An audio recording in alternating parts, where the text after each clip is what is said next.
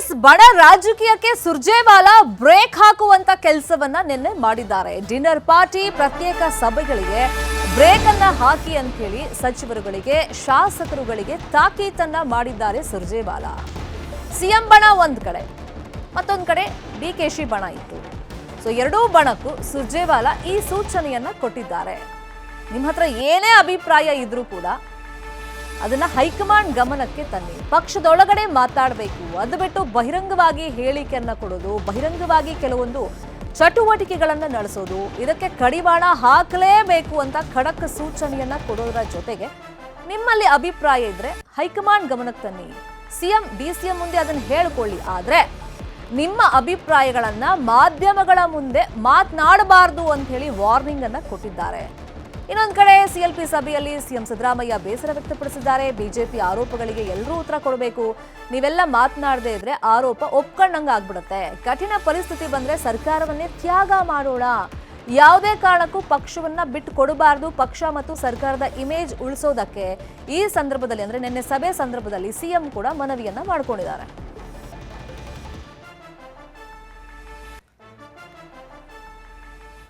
ಇನ್ನು ಕಾಂಗ್ರೆಸ್ ಶಾಸಕಾಂಗ ಪಕ್ಷದ ಸಭೆಯಲ್ಲಿ ವಾಗ್ವಾದ ನಡೆದಿದೆ ಸಚಿವರಿಬ್ಬರ ಮಧ್ಯದಲ್ಲಿ. ಯಾವ ವಿಷಯವಾಗಿ ಅಂದ್ರೆ ಬೆಳಗಾವಿ ಜಿಲ್ಲಾ ರಾಜಕಾರಣದ ಬಗ್ಗೆ ವಾಕ್ ಸಮರವನ್ನ ಮಾಡಿಕೊಂಡಿದ್ದಾರೆ. ಲಕ್ಷ್ಮೀ ಹೆಬ್ಬಾಳ್ಕರ್ ಹಾಗೇನೆ ಸತೀಶ್ ಜಾರಕಿಹೊಳಿ ಮಧ್ಯದಲ್ಲಿ ಸುರ್ಜೇವಾಲಾ ಸಮ್ಮುಖದಲ್ಲೇ ಇಬ್ರೂ ಸಚಿವರು ವಾಗ್ಯುದ್ಧಕ್ಕೆ ಇಳಿದು ಬಿಟ್ರು.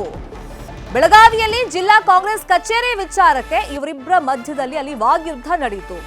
ಅಂದ್ರೆ ಪ್ರತಿಷ್ಠೆಗೆ ಬಿದ್ರು ಇಬ್ರು ಕೂಡ. ನನ್ನಿಂದ ಕಚೇರಿ ಆಯ್ತು ಅಂತ ಹೇಳಿ, ನಾನು ಸಚಿವೆ ಆದ್ಮೇಲೆ ಕಟ್ಟಡವನ್ನ ಕಟ್ಸಿದ್ದು ಅಂತ ಹೇಳಿ ಲಕ್ಷ್ಮೀ ಹೆಬ್ಬಾಳ್ಕರ್ ಹೇಳ್ತಾರೆ. ಇದಕ್ಕೆ ನಾನು ಹಣ ಹಾಕಿದ್ದೀನಮ್ಮ ಅಂತ ಹೇಳಿ ಸಾಹುಕಾರ್ ಅಂದ್ರೆ ಸತೀಶ್ ಜಾರಕಿಹೊಳಿ ಅಲ್ಲೇ ತಿರುಗೇಟನ್ನ ಕೊಡ್ತಾರೆ. ಇಬ್ಬರ ವಾಕ್ ಸಮರಕ್ಕೆ ರಣದೀಪ್ ಸಿಂಗ್ ಸುರ್ಜೇವಾಲಾ ಬ್ರೇಕ್ ಅನ್ನ ಹಾಕ್ತಾರೆ. ಸಿಎಂ ಡಿಸಿಎಂ ಹಾಗೇನೆ ಜೈರಾಮ್ ರಮೇಶ್ ನೇತೃತ್ವದಲ್ಲಿ ಇಬ್ಬರನ್ನು ಸಂಧಾನ ಮಾಡಲಾಗುತ್ತೆ. ಪಕ್ಷ ಕಟ್ಟುವಲ್ಲಿ ಇಬ್ಬರದ್ದು ಪ್ರಮುಖ ಪಾತ್ರ ಇದೆ, ಶ್ರಮ ಇದೆ ಅಂತ ಹೇಳಿ ಉಳಿದಂತ ಲೀಡರ್ಸ್ ಹೇಳ್ತಾರೆ. ಸಮಾಧಾನ ಪಡಿಸುವಂತ ಪ್ರಯತ್ನಗಳನ್ನ ಮಾಡ್ತಾರೆ. ಫಸ್ಟ್ ಇಲ್ಲಿ ಎರಡು ಬಣದ ಮಧ್ಯೆ ಒಂದು ಸಂಧಾನ ಮಾಡುವಂತ ನಿಮಿತ್ತ ಮತ್ತೆ ಒಂದಿಷ್ಟು ಸಲಹೆ ಸೂಚನೆಗಳನ್ನ ಕೊಡೋದಿತ್ತು. ಆ ನಿಟ್ಟಲ್ಲಿ ನಿನ್ನೆಯ ಸಭೆಯ ಮಹತ್ವವನ್ನ ಪಡ್ಕೊಂಡಿದೆ. ಈ ಮಧ್ಯದಲ್ಲಿ ಇಬ್ರು ಸಚಿವರು ಜಿಲ್ಲಾ ಕಾಂಗ್ರೆಸ್ ಕಟ್ಟಡ ಕಟ್ಟಿಸಿರುವಂತ ವಿಷಯಕ್ಕೆ ಸಂಬಂಧಪಟ್ಟಂತೆ ಜಟಾಪಟಿಯನ್ನ ಮಾಡ್ತಾರೆ. ಆ ಸಂದರ್ಭದಲ್ಲಿ ಇಬ್ಬರನ್ನು ಸಮಾಧಾನ ಮಾಡಲಾಗುತ್ತೆ. ಇದೇ ವಿಚಾರವಾಗಿ ಇನ್ನಷ್ಟು ಡೀಟೇಲ್ ಆಗಿ ಇನ್ಫಾರ್ಮೇಶನ್ ಕೊಡ್ತಾ ಹೋಗೋದಕ್ಕೆ ಫೋನ್ ಸಂಪರ್ಕದಲ್ಲಿ ಕನೆಕ್ಟ್ ಆಗಿದ್ದಾರೆ ನಮ್ಮ ಪೊಲಿಟಿಕಲ್ ಬ್ಯೂರೋ ರಿಪೋರ್ಟರ್ ಕೃಷ್ಣ. ನಿನ್ನೆಯ ಸಭೆ ಬಗ್ಗೆ ಹಲವಾರು ನಿರೀಕ್ಷೆಗಳು, ಚರ್ಚೆಗಳು ಆಗ್ತಾ ಇತ್ತು. ಕಾಂಗ್ರೆಸ್ ಮೀಟಿಂಗ್ ನಲ್ಲಿ ಇನ್ಸೈಡ್ ಏನೆಲ್ಲ ಆಯ್ತು ಕೃಷ್ಣ? ಖಂಡಿತವಾಗ್ಲೂ ಶರ್ಮಿತಾ, ಸಾಕಷ್ಟು ನಿರೀಕ್ಷೆಯನ್ನು ಹುಟ್ಟಿಸಿತ್ತು ರಾಜ್ಯ ಕಾಂಗ್ರೆಸ್ ಶಾಸಕಾಂಗ ಪಕ್ಷದ ಸಭೆ. ಒಂದಷ್ಟು ಗೊಂದಲ ಇತ್ತು. ಆ ಒಂದು ಗೊಂದಲಗಳನ್ನ ನಿವಾರಣೆ ಮಾಡುವಂತ ನಿಟ್ಟಿನಲ್ಲಿ ರಣದೀಪ್ ಸಿಂಗ್ ಸುರ್ಜೇವಾಲಾ ಅವರು ಒಂದಷ್ಟು ಕಾರ್ಯತಂತ್ರವನ್ನ ಮಾಡಿರುವಂತದ್ದು. ಇನ್ನು ಮುಂದೆ ಯಾವುದೇ ಕಾರಣಕ್ಕೂ ಕೂಡ ಯಾವುದೇ ಬಣದ ಸಚಿವರುಗಳು ಮಾತಾಡಬಾರ್ದು ಅನ್ನೋ ಖಡಕ್ ಸೂಚನೆಯನ್ನ ಕೊಟ್ಟಿದ್ದಾರೆ. ಏನೇ ಇದ್ರು ಕೂಡ ಉಪಮುಖ್ಯಮಂತ್ರಿಗಳು ಮತ್ತೆ ಮುಖ್ಯಮಂತ್ರಿಗಳು ನೋಡ್ಕೊಳ್ತಾರೆ ಅನ್ನೋ ಒಂದು ಮಾತನ್ನು ಕೂಡ ಹೇಳಿರುವಂತದ್ದು. ಮತ್ತೆ ಇನ್ನೇನಿದ್ರು ಕೂಡ ಬಿಜೆಪಿ ಮತ್ತೆ ಜೆಡಿಎಸ್ ನ ನಡವಳಿಕೆ ಬಗ್ಗೆ ಜನರಿಗೆ ತಿಳಿಸಬೇಕು, ಮತ್ತೆ ಸರ್ಕಾರದ ಯೋಜನೆಗಳ ಬಗ್ಗೆ ಜನರಿಗೆ ತಿಳಿಸಬೇಕು. ಯಾವುದೇ ಕಾರಣಕ್ಕೂ ಕೂಡ ಸರ್ಕಾರಕ್ಕೆ ಡ್ಯಾಮೇಜ್ ಆಗುವಂತ ನಿಟ್ಟಿನಲ್ಲಿ ಮಾಡಬಾರದು ಅನ್ನೋ ಖಡಕ್ ಸೂಚನೆಯನ್ನ ಕೊಟ್ಟಿದ್ದಾರೆ. ಮತ್ತೆ ಡಿಸಿಎಂ ಡಿಕೆ ಶಿವಕುಮಾರ್ ಬಣದವರಾಗಿರ್ಬೋದು, ಮತ್ತೆ ಮುಖ್ಯಮಂತ್ರಿ ಸಿದ್ದರಾಮಯ್ಯ ಬಣದವರಾಗಿರ್ಬೋದು, ಎರಡೂ ಬಣದವರು ಕೂಡ ತಮ್ಮ ವಿರುದ್ಧವಾಗಿ ಏನು ಒಂದಷ್ಟು ಚಾರ್ಜ್ ಶೀಟ್ ಅನ್ನ ಸಲ್ಲಿಕೆ ಮಾಡುವಂತ ನಿಟ್ಟಿನಲ್ಲಿ ಕೂಡ ಸಿದ್ಧತೆಯನ್ನ ಮಾಡ್ಕೊಂಡಿದ್ರು. ಆದ್ರೆ ನೆನೆಯ ಸಭೆಯಲ್ಲಿ ಅದಕ್ಕೆ ಅವಕಾಶವನ್ನ ಮಾಡ್ಕೊಡದೇ ಇರುವಂತ ನಿರ್ಧಾರವನ್ನ ರಣದೀಪ್ ಸಿಂಗ್ ಸುರ್ಜೇವಾಲಾ ಅವರು ಮಾಡಿದ್ರು. ಬದಲಾಗಿ ಇನ್ನೊಂದ್ ಕಡೆ ಮುಖ್ಯಮಂತ್ರಿ ಸಿದ್ದರಾಮಯ್ಯ ಅವರು ತ್ಯಾಗದ ಮಾತನ್ನ ಆಡಿದ್ದಾರೆ. ರಾಹುಲ್ ಗಾಂಧಿ, ಸೋನಿಯಾ ಗಾಂಧಿ ಅವರೆಲ್ಲರೂ ಕೂಡ ತ್ಯಾಗವನ್ನ ಮಾಡಿದ್ದಾರೆ. ಕೆಲವೊಂದು ಸಂದರ್ಭದಲ್ಲಿ ನಾವು ಕೂಡ ತ್ಯಾಗವನ್ನ ಮಾಡ್ಬೇಕಾಗುತ್ತೆ ಅನ್ನೋ ಒಂದು ಮಾತನ್ನು ಕೂಡ ಸಿದ್ದರಾಮಯ್ಯ ಮಾತನ್ನ ವ್ಯಕ್ತಪಡಿಸಿರುವಂತದ್ದು. ಅದ್ರ ಜೊತೆಗೆ ಡಿಸಿಎಂ ಡಿಕೆ ಶಿವಕುಮಾರ್ ಅವರು ಕೂಡ ಒಂದು ಭರವಸೆಯನ್ನ ಕೊಟ್ಟಿದ್ದಾರೆ, ಒಂದ್ ರೀತಿ ಅಬ್ಬರಿಸಿದ್ದಾರೆ. ಮುಂದಿನ ದಿನಗಳಲ್ಲೂ ಕೂಡ ನಾವೇ ಅಧಿಕಾರಕ್ಕೆ ಬರ್ತೇವೆ, ಎಲ್ಲರೂ ಕೂಡ ಸಪೋರ್ಟ್ ಆಗಿ ಬೆಂಬಲವಾಗಿ ನಿಂತ್ಕೊಳ್ಳಿ ಅನ್ನೋ ಮಾತನ್ನು ಕೂಡ ಹೇಳಿರುವಂತದ್ದು. ಅಂದ್ರೆ ಯಾವುದೇ ಕಾರಣಕ್ಕೂ ಕೂಡ ಗೊಂದಲ ಇರಬಾರ್ದು, ಏನೇ ಇದ್ರು ತೀರ್ಮಾನ ಅದು ಕೂಡ ಹೈಕಮಾಂಡ್ ನಾಯಕರು ಮಾಡ್ಕೊಳ್ತಾರೆ ಅನ್ನೋ ಮಾತನ್ನ ಡಿಸಿಎಂ ಮತ್ತು ಮುಖ್ಯಮಂತ್ರಿಗಳು ಹೇಳಿರುವಂತದ್ದು. ಇದು ಒಂದು ವಿಚಾರ. ಆದ್ರೆ ಮತ್ತೊಂದ್ ಕಡೆ ಶರ್ಮಿತಾ, ಮಹತ್ವದ ವಿಚಾರ ಅಂತ ಏನಂದ್ರೆ ಬೆಳಗಾವಿ ರಾಜಕಾರಣ. ಈ ಹಿಂದೆ ಮೈತ್ರಿ ಸರ್ಕಾರ ಕೆಡುವುದಕ್ಕೆ ಪ್ರಮುಖವಾದಂತ ಕಾರಣನೇ, ಮೈತ್ರಿ ಸರ್ಕಾರ ಹೊರ ಹೋಗೋದಕ್ಕೆ ಪ್ರಮುಖವಾದಂತ ಕಾರಣನೇ ಬೆಳಗಾವಿ ರಾಜಕಾರಣ ಕಾರಣವಾಗಿತ್ತು. ಅವಾಗ ಮೈತ್ರಿ ಸರ್ಕಾರದಲ್ಲಿ DCM ಡಿ.ಕೆ ಶಿವಕುಮಾರ್ ಸಚಿವರ ಕೆಲಸವನ್ನ ಮಾಡ್ತಿದ್ರು. ಬೆಳಗಾವಿ ವಿಚಾರವಾಗಿ ಮಧ್ಯಪ್ರವೇಶ ಮಾಡೋದಕ್ಕೇನೆ ಆಗ ಸಚಿವರಾಗಿರ್ತಕ್ಕಂಥ ರಮೇಶ್ ಜಾರಕಿಹೊಳಿ ಸಿಡಿದೆದ್ದು ಮೈತ್ರಿ ಸರ್ಕಾರವನ್ನ ಕೆಡವಿದ್ರು.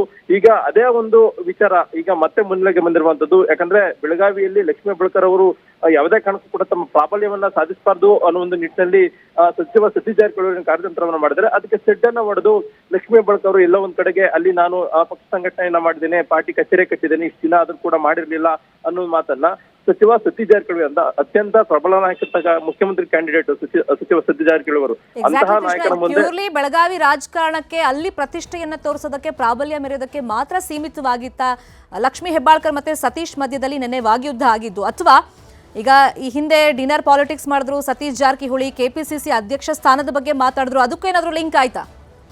ಖಂಡಿತವಾಗ್ಲು ಶರ್ಮಿತಾ, ಇದು ಅದಕ್ಕೂ ಕೂಡ ಲಿಂಕು. ಅಂದ್ರೆ ಡಿನ್ನರ್ ಮೀಟಿಂಗ್ ಅನ್ನ ಸಚಿವ ಸತೀಶ್ ಜಾರಕಿಹೊಳಿ ಮಾಡಿದ್ರು. ಅದೇ ಒಂದು ವಿಚಾರ ಡಿ.ಕೆ ಶಿವಕುಮಾರ್ ಕೂಡ ಬೇಸರ ಆಗಿದೆ. ಮತ್ತೆ ಅದೇ ಒಂದು ವಿಚಾರವನ್ನು ಇಟ್ಕೊಂಡು ಲಕ್ಷ್ಮೀ ಹೆಬ್ಬಾಳ್ಕರ್ ಅವರು ಈ ಮಾತನ್ನ ಆಡಿದ್ರೇನೋ ಅನ್ನೋ ಒಂದು ಚರ್ಚೆ ರಾಜ್ಯ ಕಾಂಗ್ರೆಸ್ ವಲಯದಲ್ಲಿ ಕೇಳಿ ಬರ್ತಾ ಇದೆ. ಅದೇನಿದ್ರು ಕೂಡ ಸಚಿವ ಲಕ್ಷ್ಮೀ ಹೆಬ್ಬಾಳ್ಕರ್ ಅವರು ನಿನ್ನೆ ದಿನ ಆ ಒಂದು ಸಭೆಯಲ್ಲಿ ಎಲ್ಲರೂ ಮುಂದೆ ಆ ರೀತಿಯಾಗಿ ಮಾತಾಡಬಾರ್ದಾಗಿತ್ತು ಅನ್ನೋ ಒಂದು ವಿಚಾರ ರಾಜ್ಯ ಕಾಂಗ್ರೆಸ್ ವಲಯದಲ್ಲಿ ಕೇಳಿ ಬರ್ತಾ ಇರುವಂತದ್ದು. ಯಾಕಂದ್ರೆ ಈಗ ಒಂಚೂರು ಬೆಂಕಿ ಹೊತ್ಕೊಂಡಿದೆ, ಅದು ಇನ್ನೂ ಕೂಡ ಬರುವಂತ ದಿನಗಳಲ್ಲಿ ದೊಡ್ಡ ಮಟ್ಟದಲ್ಲಿ ಉರಿಯುವಂತ ಸಾಧ್ಯತೆ ಇದೆ. ಯಾಕಂದ್ರೆ ಇದೇ ರೀತಿಯಾಗಿ ಮೈತ್ರಿ ಸರ್ಕಾರದಲ್ಲೂ ಕೂಡ ನಾವು ಕಂಡಿದ್ದೇವೆ. ಈಗ ಲಕ್ಷ್ಮೀ ಹೆಬ್ಬಾಳ್ಕರ್ ಅವರು ಕೂಡ ಏನೇ ಇದ್ರು ಕೂಡ ಅದನ್ನ ಆ ಪಕ್ಷದ ಒಳಗಡೆ ಅಥವಾ ಬೇರೆ ರೀತಿಯಾಗಿ ಸಚಿವ ಸತೀಶ್ ಜಾರಕಿಹೊಳಿಗೆ ಹೇಳಿದ್ರೆ ಅವ್ರೇನೋ ಸುಮ್ಮನೆ ಆಗ್ತಿದ್ರು. ಆದ್ರೆ ಲಕ್ಷ್ಮೀ ಹೆಬ್ಬಾಳ್ಕರ್ ಯಾವಾಗ ಈ ಒಂದು ಮಾತನಾಡಿದ್ರು, ಇಲ್ಲ ಒಂದ್ ಕಡೆ ಸಚಿವ ಸತೀಶ್ ಜಾರಕಿಹೊಳಿ ಕೂಡ ಒಂದು ರೀತಿ ಕೇಳಿರುವಂತದ್ದು. ಆದ್ರೆ ಮುಂದಿನ ದಿನಗಳಲ್ಲಿ ಸಚಿವ ಸತೀಶ್ ಜಾರಕಿಹೊಳಿ ಅವರು ಲಕ್ಷ್ಮೀ ಹೆಬ್ಬಾಳ್ಕರ್ ಅವರ ವಿಚಾರದಲ್ಲಿ ಯಾವ ರೀತಿಯಾಗಿ ನಡೆಯನ್ನ ತಾಳ್ತಾರೆ ಅನ್ನೋದು ಕೂಡ ಸಾಕಷ್ಟು ಪ್ರಶ್ನೆ ಆಗಿರುವಂತದ್ದು. ಸಚಿವ ಸತೀಶ್ ಜಾರಕಿಹೊಳಿ ಅವರು ಡಿನ್ನರ್ ಮೀಟಿಂಗ್ ಮಾಡಿದಕ್ಕೋಸ್ಕರವಾಗಿನೇ ಲಕ್ಷ್ಮೀ ಹೆಬ್ಬಾಳ್ಕರ್ ಅವರು ಈ ಒಂದು ಸಿಟ್ಟನ್ನ ಏನೋ ಅಂದ್ರೆ ಎಲ್ಲೋ ಒಂದ್ ಕಡೆ ಹೊರ ಹಾಕಿದ್ರು ಅನ್ನೋದ್ರ ಬಗ್ಗೆ ಕೂಡ ಕೇಳಲಾಗ್ತಾ ಇರುವಂತದ್ದು. ಹೀಗಾಗಿ ಈ ಮಧ್ಯದಲ್ಲಿ ಕೃಷ್ಣ ನಿನ್ನೆ ಮೀಟಿಂಗ್ ಮೇಲೆ ತುಂಬಾ ನಿರೀಕ್ಷೆಗಳಿದ್ದು, ಅಧಿಕಾರ ಹಂಚಿಕೆ ಬಗ್ಗೆ ಏನಾದ್ರೂ ಪ್ರಸ್ತಾಪಗಳು ನಡೆಯುತ್ತಾ? ಎರಡೂ ಬಣದಿಂದ ಯಾವ ತರ ಅಭಿಪ್ರಾಯ ಆಗುತ್ತೆ? ತ್ಯಾಗದ ಮಾತನ್ನ ಆಡಿದ್ದಾರೆ, ಸಿದ್ದರಾಮಯ್ಯನೂ ಆಡ್ತಾರೆ, ಡಿ.ಕೆ ಶಿವಕುಮಾರ್ ಆಡ್ತಾರೆ. ಇದು ಕಾರಣ ಏನು? ಶರ್ಮಿತಾ, ಈಗ ಮುಖ್ಯಮಂತ್ರಿ ಸಿದ್ದರಾಮಯ್ಯವರು ತ್ಯಾಗದ ಮಾತಾಡೋದ್ರಿಂದಾಗಿ ಸಹಜವಾಗಿನೇ ಎಲ್ಲರೂ ಕೂಡ ಅಂದ್ರೆ ಸಿದ್ದರಾಮಯ್ಯ ಒಂದು ಬಣ ಸಿದ್ದರಾಮಯ್ಯ ಹಿಡಿತಾರೆ ಒಂದು ಚರ್ಚೆ ಆಯ್ತಾ ಇದ್ರೆ, ಮತ್ತೊಂದ್ ಕಡೆ ಸಿದ್ದರಾಮಯ್ಯ ಅವರು ಯಾವುದೇ ಕಾರಣಕ್ಕೂ ಕೂಡ ಹಿಡಿಯಲ್ಲ, ಅವರು ಸುಮ್ನೆ ಒಂದು ಮಾತನ್ನ ಸುಮ್ನೆ ಒಂದು ನಡವಳಿಕೆ ಮಾಡ್ತಾ ಇದಾರೆ ಮಾತನ್ನ ಹೇಳಿದ್ದಾರೆ. ಹೀಗಾಗಿ ಅಂತ ಸಂದರ್ಭದಲ್ಲಿ ಯಾರಿಗೂ ಕೂಡ ಬೇಸರ ಆಗ್ಬಾರ್ದು ಅನ್ನೋ ಕಾರಣಕ್ಕೋಸ್ಕರವಾಗಿನೇ ಸಿದ್ದರಾಮಯ್ಯ ಅವರು ತ್ಯಾಗದ ಮಾತನಾಡಿದ್ರು. ಅಂದ್ರೆ ನಾನಲ್ದೇ ಹೋದ್ರು ಕೂಡ ಮತ್ತೊಬ್ಬರಿಗೆ ಅವಕಾಶ ಮಾಡ್ಕೊಡ್ಬೋದು ಅನ್ನೋ ಮಾತಲ್ಲಿ ಇಲ್ಲ ಒಂದ್ ಕಡೆ ಈ ಮಾತನ್ನ ಪ್ರಸ್ತಾಪವನ್ನು ಮಾಡಿದಾರೆ ಅನ್ನೋದು. ಮತ್ತೆ DCM ಡಿ.ಕೆ ಶಿವಕುಮಾರ್ ಅವರು ಕೂಡ ಸಿದ್ದರಾಮಯ್ಯ ವಿಚಾರದಲ್ಲಿ ಸ್ವಲ್ಪ ಬೇಸರ ಆಗಿದ್ರು. ಯಾಕಂದ್ರೆ ಅಧಿಕಾರ ಬಿಟ್ಕೊಡ್ತಾರ ಇಲ್ವಾ, 2.5 ವರ್ಷ ಆದ್ಮೇಲೆ ಅಧಿಕಾರ ಹಂಚಿಕೆ ಹೈಕಮಾಂಡ್ ಮಟ್ಟದಲ್ಲಿ ಆಗಿದ್ರು ಕೂಡ ಸಿದ್ದರಾಮಯ್ಯ ಅವರು ಎಲ್ಲ ಒಂದ್ ಕಡೆ ತಾವು ಮಾತ್ರ ಅಧಿಕಾರವನ್ನು ಅನುಭವಿಸಬೇಕು ಅನ್ನೋ ನಿಟ್ಟಿನಲ್ಲಿ ಮುಂದುವರಿಸುವ ಒಂದು ನಿಟ್ಟಿನಲ್ಲಿ ಅವ್ರ ಬಣದವ್ರು ಏನ್ ಮೀಟಿಂಗ್ ಅನ್ನ ಮಾಡ್ತಾ ಇದಾರೆ ಅನ್ನೊಂದು ವಿಚಾರ ಕೂಡ ಅವ್ರ ಮನಸ್ಸಲ್ಲಿ ಅಸಮಾಧಾನಕ್ಕೆ ಕಾರಣವಾಗಿತ್ತು. ಆ ಕಾರಣಕ್ಕೋಸ್ಕರವಾಗಿನೇ ಸಿದ್ದರಾಮಯ್ಯ ಅವರು ತ್ಯಾಗದ ಮಾತನ್ನ ಆಡಿದ್ದಾರೆ ಅನ್ನೋದು ಕೂಡ ಹೇಳಲಾಗ್ತಾ ಇದೆ. ತ್ಯಾಗದ ಮಾತನ್ನ ಆಡಿದ್ರೆ ಸಹಜವಾಗಿನೇ ಅಧಿಕಾರ ಬಿಟ್ಕೊಡ್ಬೋದು ಅನ್ನೋ ನಿರೀಕ್ಷೆಯನ್ನ ಮುಖ್ಯಮಂತ್ರಿಗಳ ಏನು ಆಸೆಯನ್ನು ಹೊಂದಿದ್ದಾರೆ. ಉದಾಹರಣೆಗೆ ಪರಮೇಶ್ವರ್ ಆಗಿರ್ಬೋದು, ಡಿ.ಕೆ ಶಿವಕುಮಾರ್ ಆಗಿರ್ಬೋದು, ಆ ಕಾರಣಕ್ಕೋಸ್ಕರವಾಗಿನೇ ಆಡಿದ್ದಾರೆ ಅನ್ನುವಂಥದ್ದು. ಒಟ್ಟಾರೆಯಾಗಿ ಒಂದಷ್ಟು ಗೊಂದಲಕ್ಕೆ ತೆರೆ ಬಿದ್ದಿದೆ. ಆದ್ರೆ ಬರುವಂತ ದಿನಗಳಲ್ಲಿ ಮತ್ತಷ್ಟು ಬೆಳವಣಿಗೆ ಅಂದ್ರೆ ಸಭೆಯಿಂದ ಮತ್ತಷ್ಟು ಬೇರೆ ಬೇರೆ ರೀತಿಯ ಒಂದು ಚಟುವಟಿಕೆಗಳು ಆಗ್ಬೋದು ಅನ್ನೋದ್ರ ಬಗ್ಗೆ ಕೂಡ ಹೇಳಲಾಗ್ತಾ ಇರುವಂತದ್ದು. ಫಾಲೋ ಅಪ್ ಮಾಡೋಣ. Thank you so much.